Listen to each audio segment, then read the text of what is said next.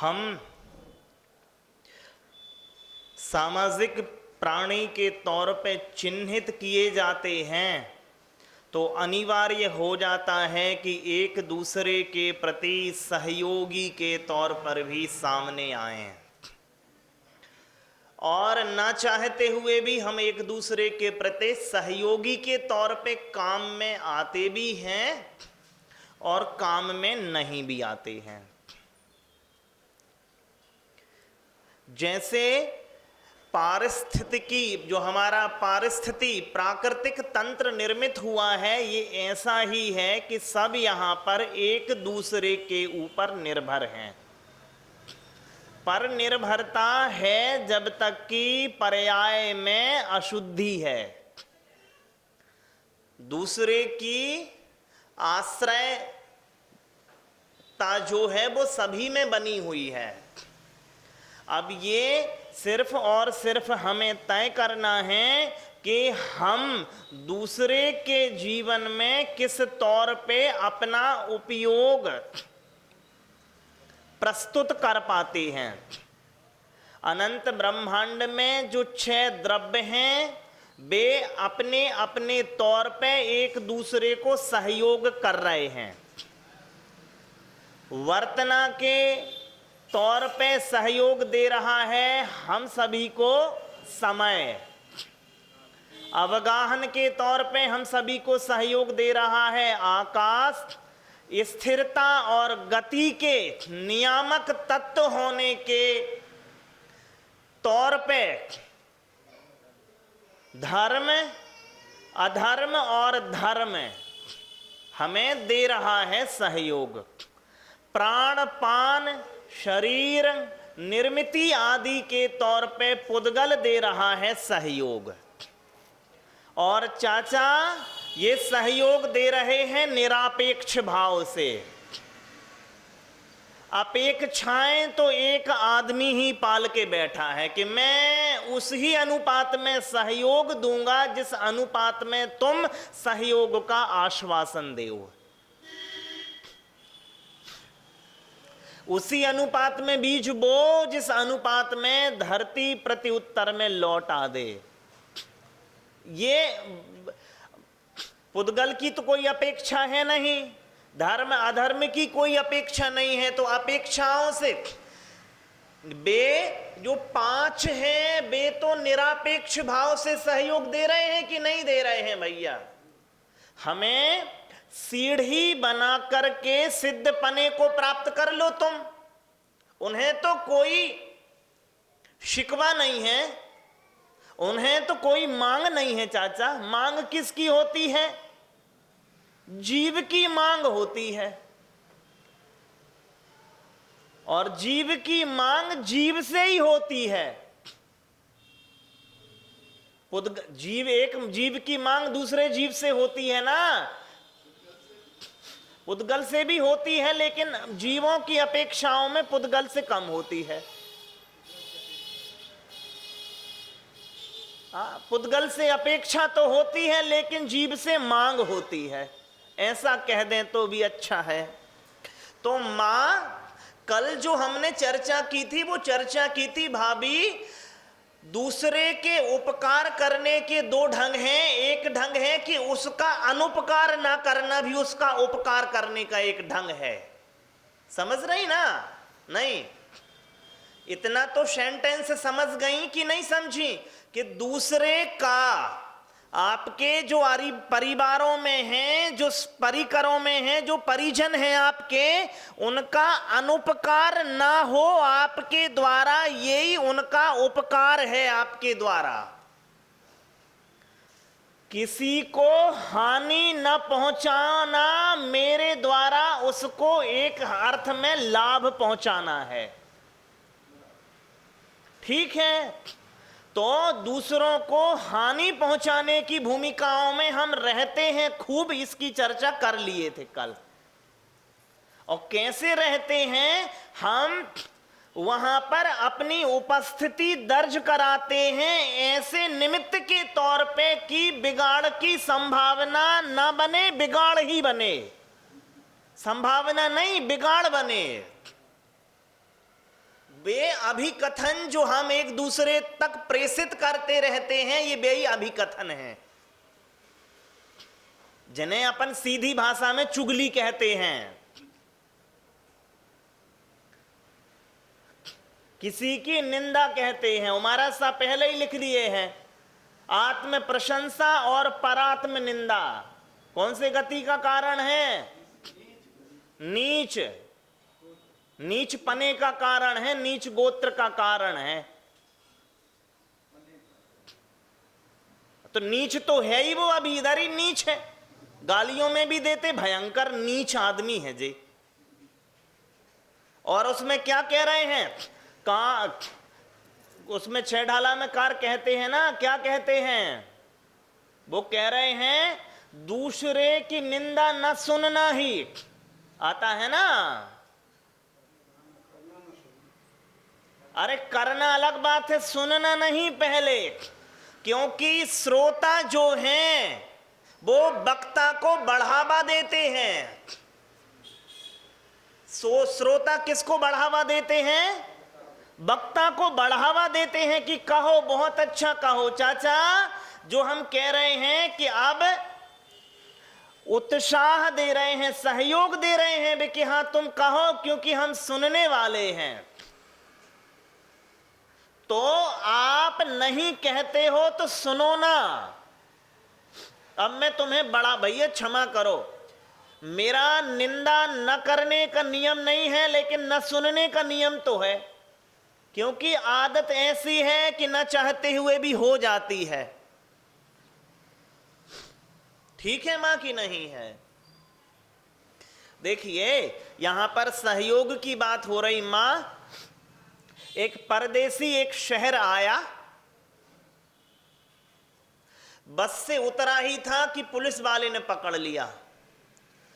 फला सामान की पर्ची दिखाओ, ओवरलोड है तुम्हारा सामान। वो कह रहा भैया इतना तो ध्यान दिया नहीं था, लेकिन तुम कहते हो कि होगा 2-4 किलो जरूर होगा। तुम कहते हो ईमानदार आदमी हो, बेईमान तो नहीं, होगा जरूर होगा। लेकिन 2-4 किलो और अज्ञानता में ले आना कोई अपराध तो है नहीं। नहीं, मैं तो छोड़ूंगा ही नहीं जब तक कोई जान पहचान का न आएगा। बड़ी मुश्किल हो गई, परदेश में आया हूं, जान पहचान का कौन रहा। 30-35 मिनट माथा पच्ची करने के बाद में तरीका जे निकला कि तुम मुझे चाय नाश्ता करवा दो, और चाय नाश्ता जान पहचान को क्यों ही करवाया जाता है? चाय नाश्ता किसे करवाया जाता है मां? जान पहचान वाले को। तो तुम मुझे चाय नाश्ता करवा दो तो मैं जान पहचान का हो गया, और इसको छोड़ने की शर्त यही है कि कोई जान पहचान का हो। तो अब मैं जान पहचान का हो गया हूं तो मैं छोड़ देता हूं। तो मां, हमें जो उपकारी के तौर पे प्रस्तुत होना है वो ऐसे नहीं होना है। सूत्र क्या था? ध्वनन शिल्पी करस परसान मुरझा किम अपेक्षते के भगवान बिना किसी अपेक्षा के अपनी वाणी को मुखरित करते हैं, इसलिए हम उन्हें परमोपकारी कहते हैं, महादानी कहते हैं। कहते कि नहीं कहते? महाभिषग कहते हैं भगवान को, अनंत विज्ञ कहते हैं भगवान को, अनंत चक्षु कहते हैं भगवान को। कहते हैं कि नहीं कहते? क्यों? क्योंकि सूत्र क्या है? जिसने राग द्वेष कामादिक जीते सब जग जान लिया, सब जीवों को मोक्ष मार्ग का निष्प्रह हो। कैसा उपदेश दिया मां? निष्प्रह, बिना किसी अपेक्षा के मैं सहयोग करने को तैयार हूं। और जहां अपेक्षा बना ली वो तो व्यापार है, सहयोग नहीं। व्यापार में नियम होता है कि 2 के 2.25 तो हो ही जाएंगे मेरे। नहीं चाचा, तो ये तो व्यापार है, दान नहीं है। दान होता है, एक बड़े चाचा जानते होंगे, एक बड़े चिकित्सक हुए हैं मेरे ख्याल से, वो चर्म के ही विशेषज्ञ थे, जॉन कैरी करके नाम हो सकता है, मैं गलत बोल रहा हूं। बड़े निर्धन थे वे, माँ और पिता अस्वस्थ रहते। किसी ने कहा कि तुम सवेरे अखबार बेच लिया करो, कुछ पैसे आएंगे तो स्कूल के लिए हो जाएंगे, माता पिता के भोजन के लिए भी सवेरे सवेरे अखबार बेचा करो, बाद में विद्या अर्जन।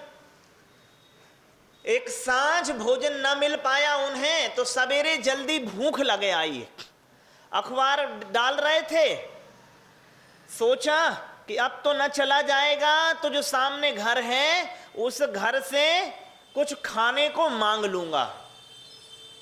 डोरबेल बजा दी, भीतर से आवाज आई कि भोजन मांगना तो ठीक नहीं, लेकिन घंटी तो बज चुकी थी। हम उम्र एक बिटिया आई, जी कहो। कहता है कि खूब प्यास लगी है तो पानी दे दो। बिटिया ने भाव पढ़ लिए कि भूखा है, वो पानी के साथ में एक गिलास दूध भी ले आई है। उसके मानस पर ये निरापेक्ष सेवा का इतना असर पड़ा। समय बीता, वो अमेरिका का, दुनिया का बड़ा चर्म चिकित्सक हुआ, और एक केस आया कि एक ऐसी बिटिया आई हुई है जिसका इलाज तो मुश्किल है करना। उस डॉक्टर्स का जो पैनल था उन्होंने मना कर दिया कि इसका ना कर पाएंगे, लेकिन आप भी फाइल देखना चाहे तो देख लो। उन्होंने फाइल देखा, बिटिया का नाम, वो पते पर जैसे ही नजर गई, ये तो वो ही पता है जहां मैंने बरसों पहले एक गिलास दूध पाया था। वो केबिन की तरफ, वार्ड की तरफ गया कि देखूं तो चेहरे मोहरे से समझ गया कि ये वो ही होनी चाहिए, और उसने कहा कि मैं करूंगा। और उसने कई महीने के प्रयास के बाद उसे अंततः स्वस्थ कर दिया पूरा।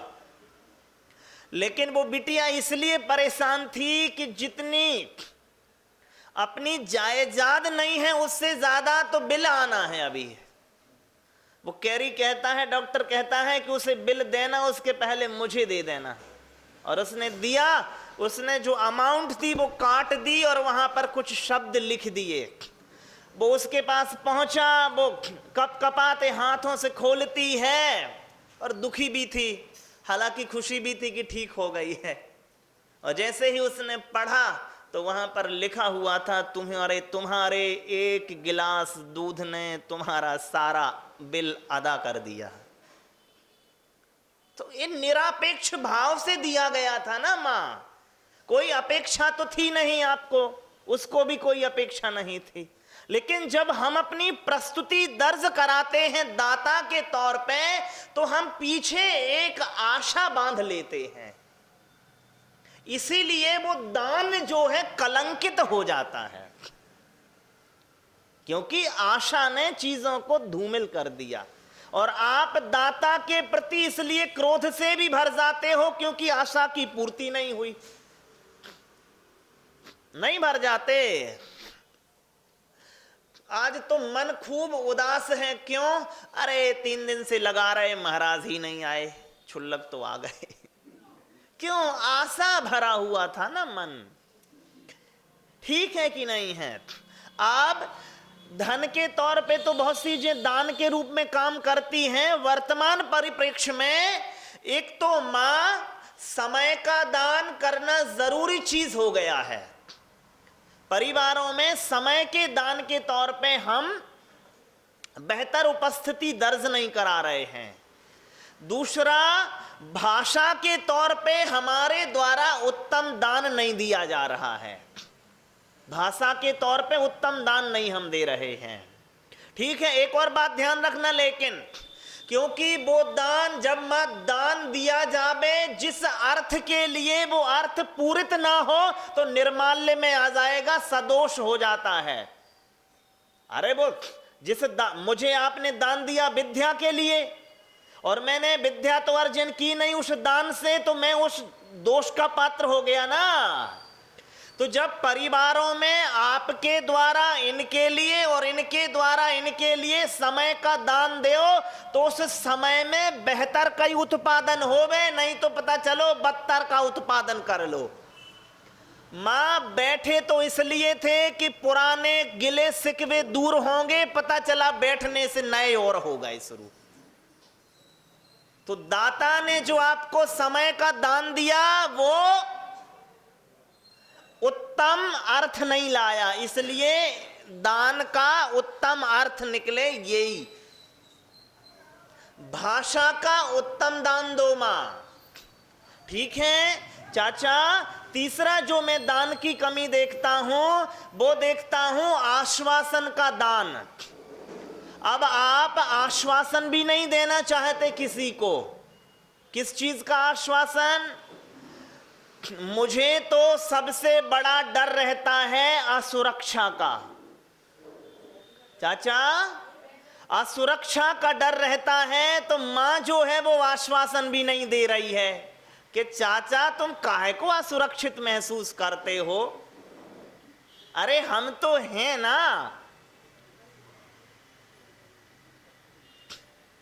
क्या?